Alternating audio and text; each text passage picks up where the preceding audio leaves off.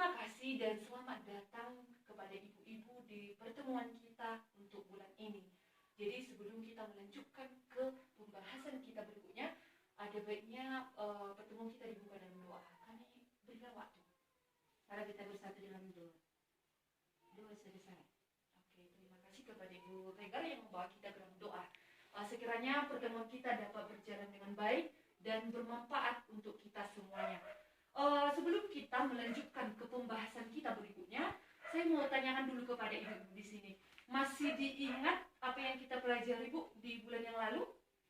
Masih, Bu. Siapa kira-kira Bu yang mengingat? Apa aja kita pelajari? Coba Bu. Memberikan menu seimbang makanan pendamping ASI atau MPASI.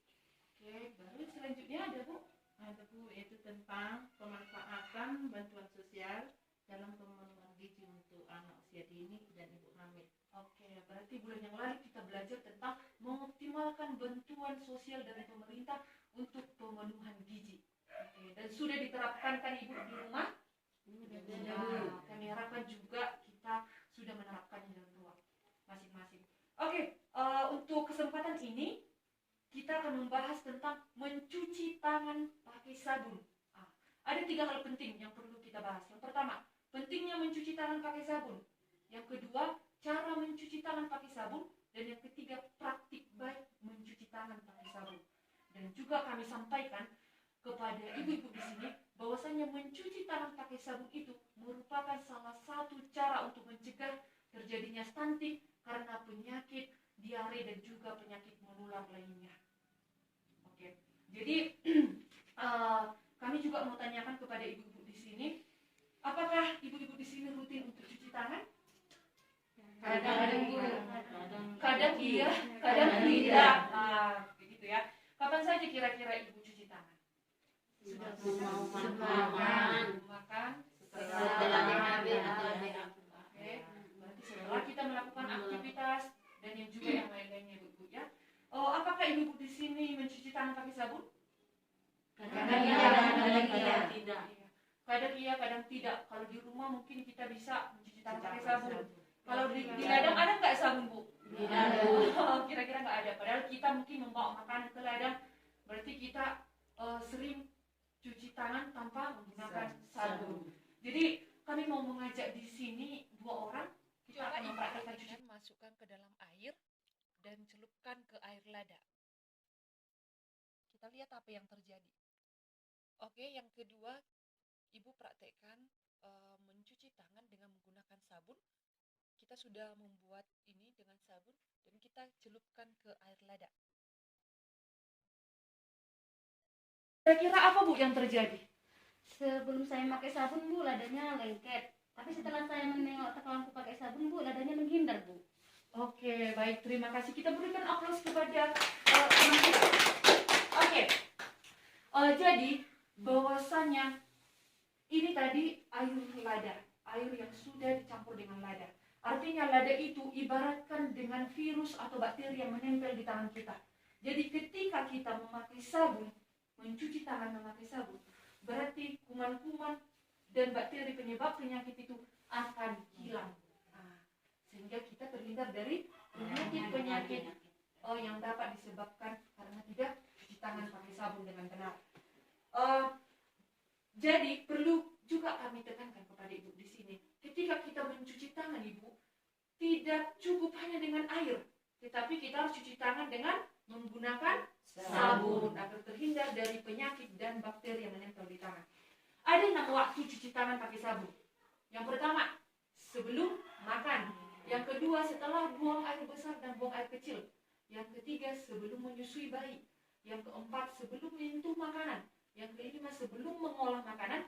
Dan yang keenam, setelah beraktivitas di luar, baik dari ladang, dari pasar, atau juga dari yang lain. Kita perlu cuci tangan. Saya mau tanyakan kepada ibu-ibu di sini, bagaimana biasanya ibu-ibu di sini cuci tangan? Berapa lama kira-kira Bu?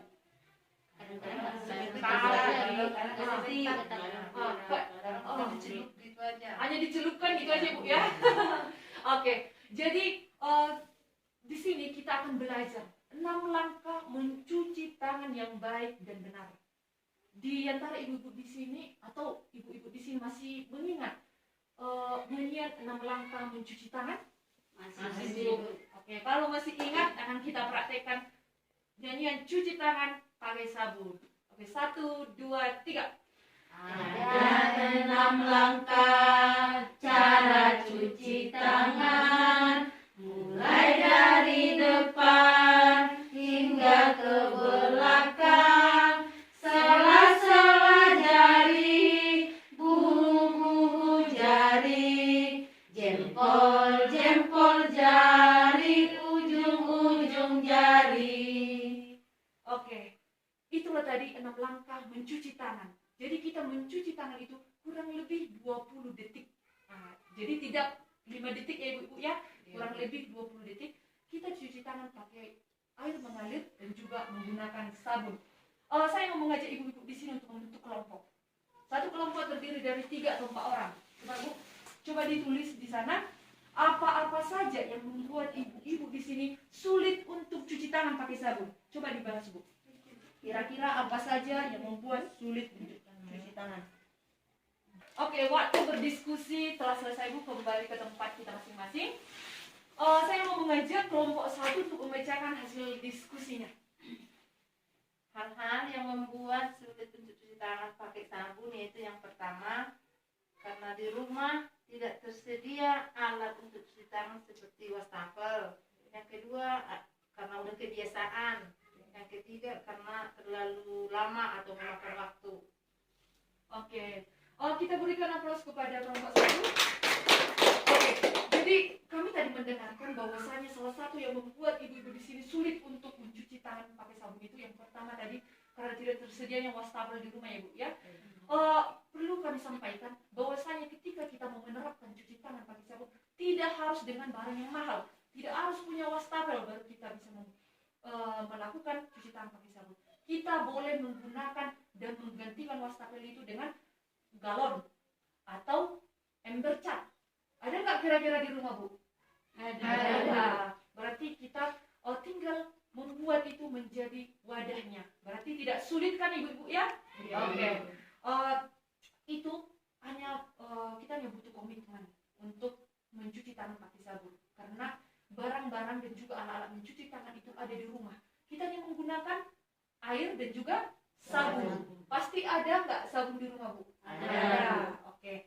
Jadi itulah kira-kira, Bu. Kami harapkan ibu-ibu di sini dan kita semua dapat menerapkan cuci tangan pakai sabun di rumah kita masing-masing. Dan boleh kita arahkan juga anggota rumah tangga kita yang lain untuk cuci tangan pakai sabun.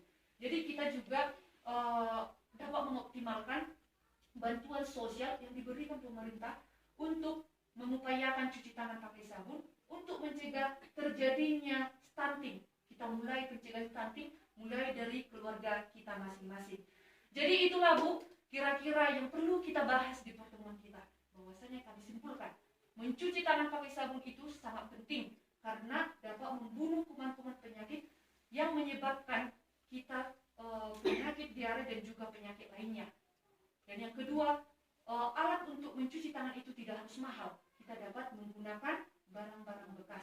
Dan ada tadi 6 langkah cara cuci tangan dan boleh kita praktekkan dengan baik. Kira-kira seperti itulah, Bu, yang perlu kita bahas. Bisa dipraktekkan kan ibu-ibu ya? Bisa, Bu. Oke. Jadi karena pertemuan kita dibuka dalam doa, sekarang kita tutup di dalam doa. Kami sampaikan kepada ibu membaca dalam doa. Sebelum kita tutup pertemuan kita, sebaiknya kita berdoa. Doa selesai. Oke, terima kasih kepada Ibu membawa kita dalam doa. Sekiranya kita sehat selalu ya, Bu ya. Kita boleh bertemu kembali di pertemuan kita bulan depan. Terima kasih dan salam sehat. Salam